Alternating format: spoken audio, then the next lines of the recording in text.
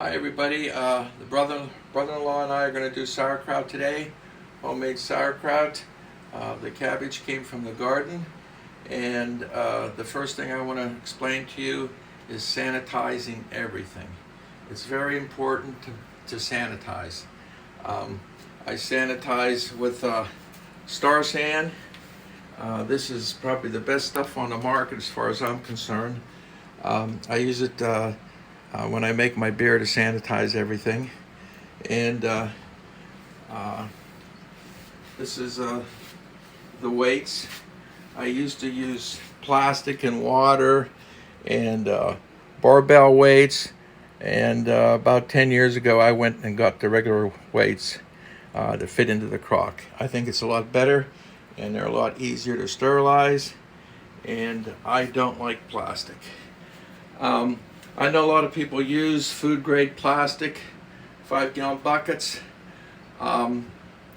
They have success with it. I'm not telling you it's bad, I'm not telling you it's good, but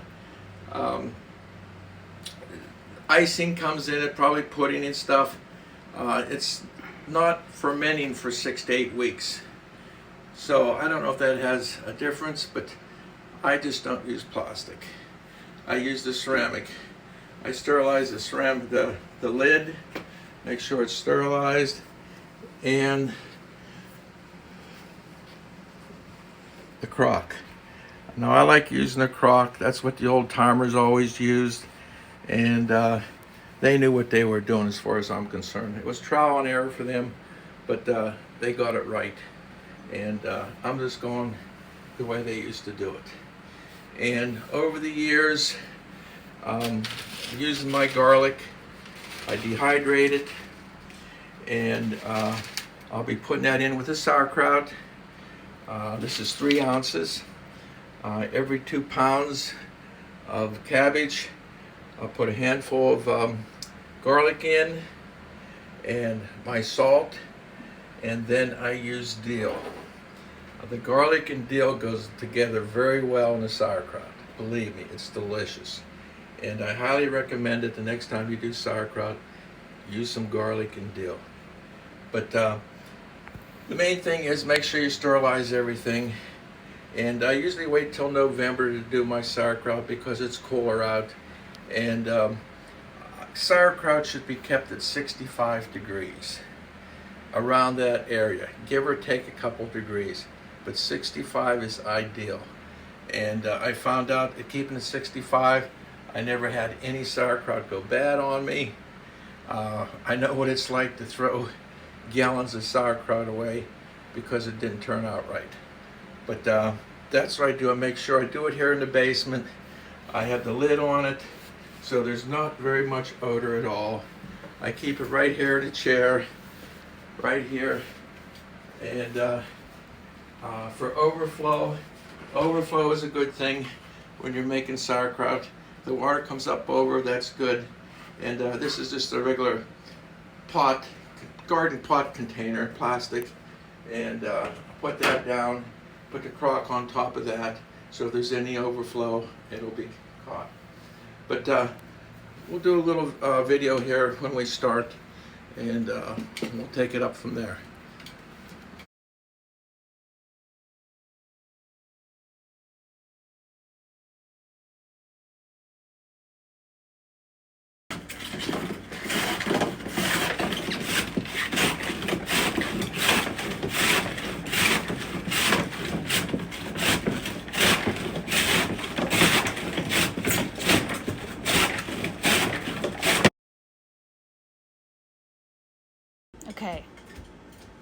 Okay, we're here shredding our cabbage. Brother-in-law Scott came over. The cabbage looked really good, really nice and thick.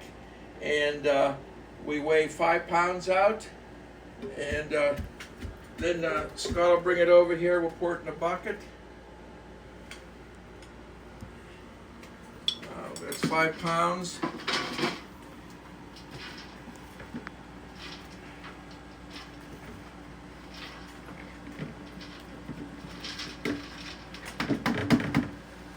Put 3 tablespoons of salt, as close as you can get it.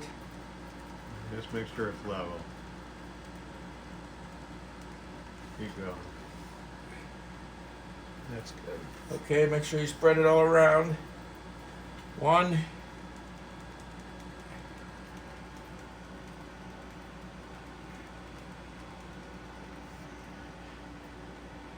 A little bit more on that one. There's 2.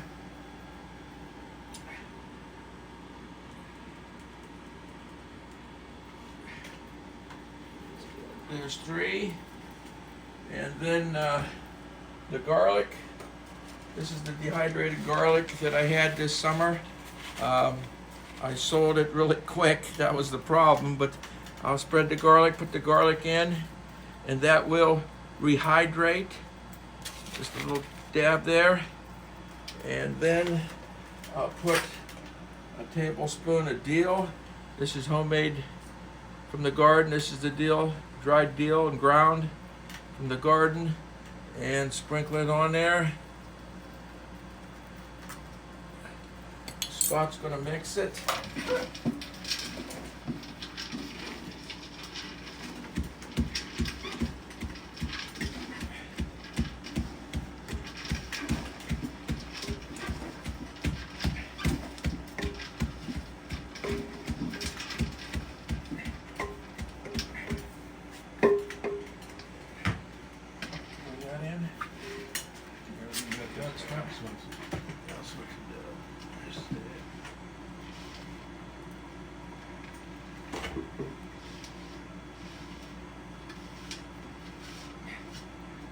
Okay, and then we tamp it down really good.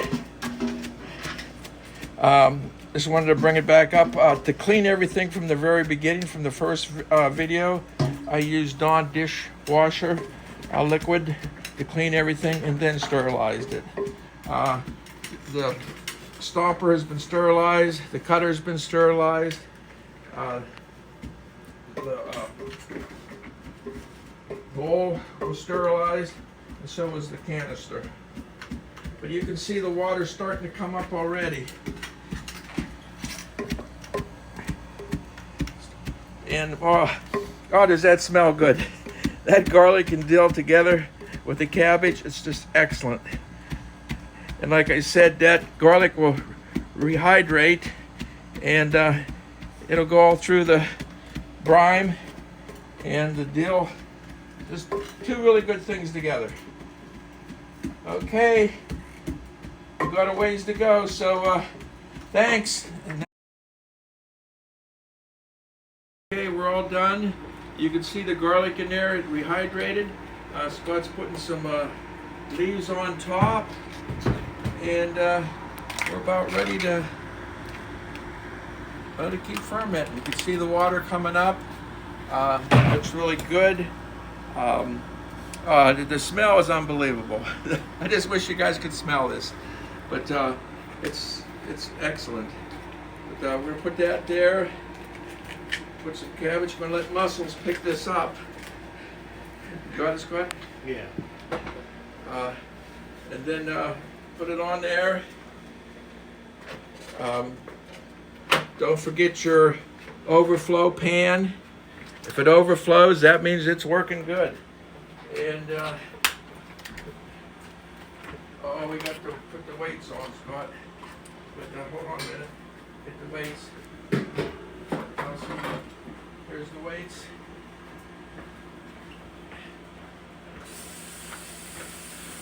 The weights, that's what I like about the weights. Fits in there real nice. Real nice. My hands are nice and clean. And